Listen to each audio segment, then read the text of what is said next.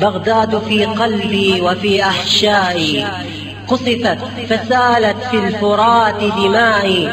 بغداد كلي إن أرادوا حرقها حرقوا كياني، مزقوا أشلائي. بغداد عزي والكرامة والإباء، فإذا أهينت زال كل إبائي. بغداد أرضي من زمان غابر، وهي الديار أقامها آبائي.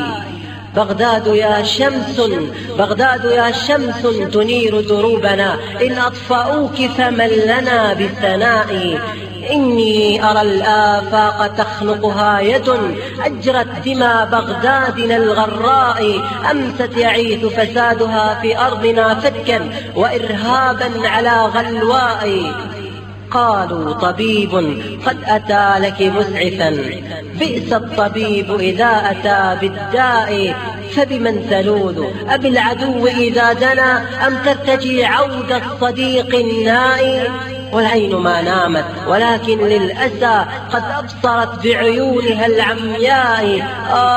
لحال المسلمين ديارهم، أمست تعيث بها يد الأعداء. من لي بأمواه الفرات، من لي بأمواه الفرات يعيدها زرقاء تسقي الأرض في إرواء. بغداد يحرقها الظلام وخلفه طغم من الأندال والجبناء. من لي بنسمات الصباح يعيدها للطير كي يشدو لها بحداء.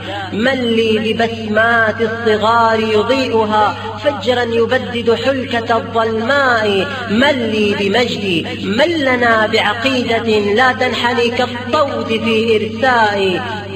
بغداد لي أمل على نيرانها بالنصر والتمكين والعلياء. بغداد لي أمل على أبنائها يمحون كيد المعتدي بوفاء.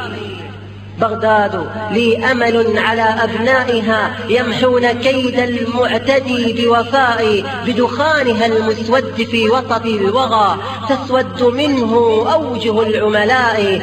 بغداد في سفر الزمان صحيفة فيها سطور النصر في طغراء. سيمور دجلة، سيمور دجلة محرقا أعداءها، وبهم تزلزل صفحة الغفراء.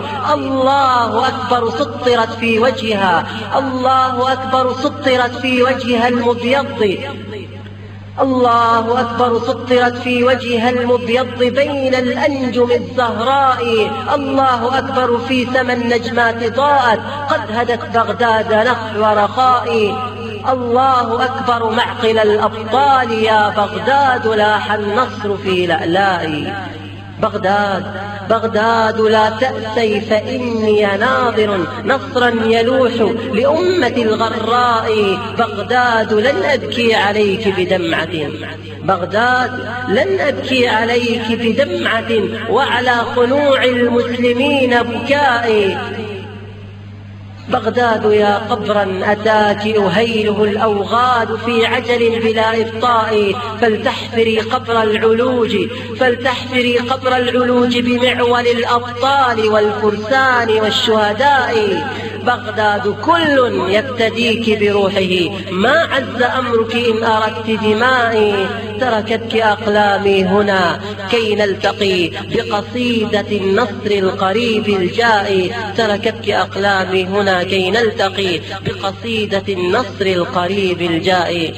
وأظن أن قصيدة النصر أمست بعيدة، ونسأل الله سبحانه وتعالى أن يقرب لنا نصر هذه الأمة المأساوية، نصر هذه الأمة التي طالما شدخها أو خدشها الأعداء من كل مكان.